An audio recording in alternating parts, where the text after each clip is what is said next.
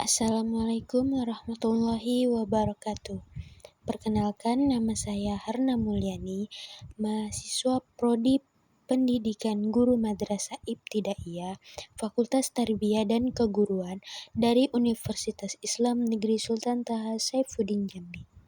Di sini saya akan menjelaskan tentang hak asasi manusia untuk memenuhi mata kuliah pendidikan kewarganegaraan. HAM itu apa, Bu? Pengertian HAM. Pengertian HAM adalah hak yang melekat pada diri manusia yang bersifat kodratif dan fundamental sebagai suatu anugerah Allah yang harus dihormati, dijaga, dan dilindungi oleh setiap individu, masyarakat, atau negara. Sedangkan dalam Undang-Undang tentang Hak Asasi Manusia dijelaskan bahwa pengertian hak asasi manusia adalah seperangkat hak yang melekat pada hakikat dan keberadaan manusia sebagai makhluk Tuhan yang Maha Kuasa dan merupakan anugerahnya yang wajib dihormati, dijunjung tinggi, dan dilindungi oleh negara, hukum, pemerintah, dan setiap orang, demi kehormatan serta perlindungan harkat dan martabat manusia. Pasal 1 Angka 1 Undang-Undang Nomor 39 Tahun 1999 tentang HAM. Hak asasi manusia dalam Undang-Undang Dasar 1945.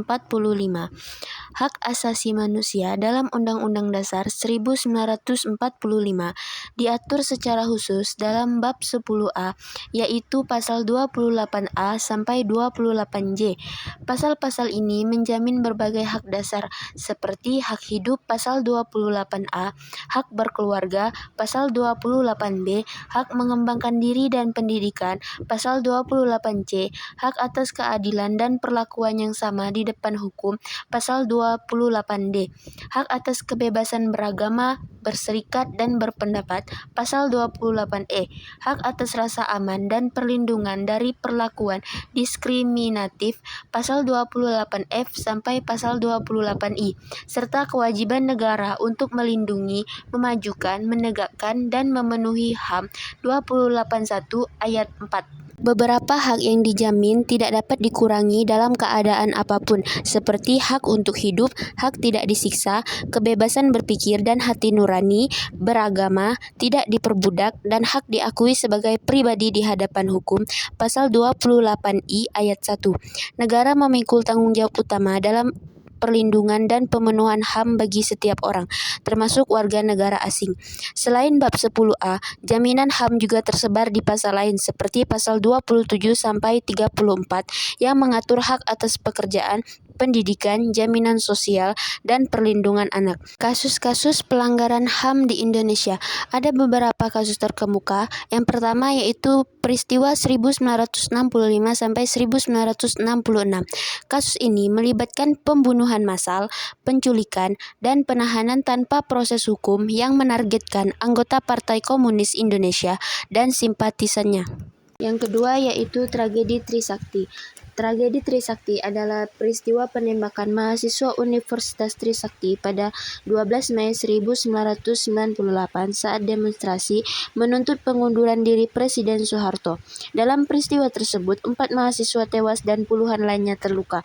Penembakan ini memicu kerusuhan dan gelombang revolusi nasional yang berujung pada pengunduran diri Soeharto.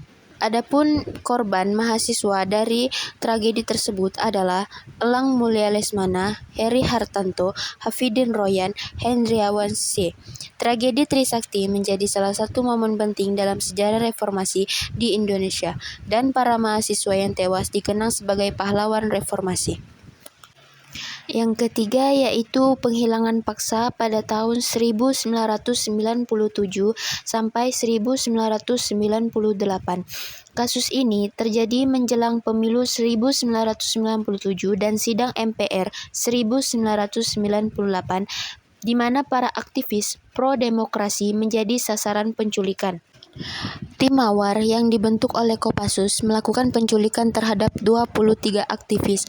Dari 23 aktivis yang diculik, 9 orang berhasil dikembalikan, 1 orang ditemukan meninggal dunia, dan 13 lainnya masih dinyatakan hilang hingga saat ini.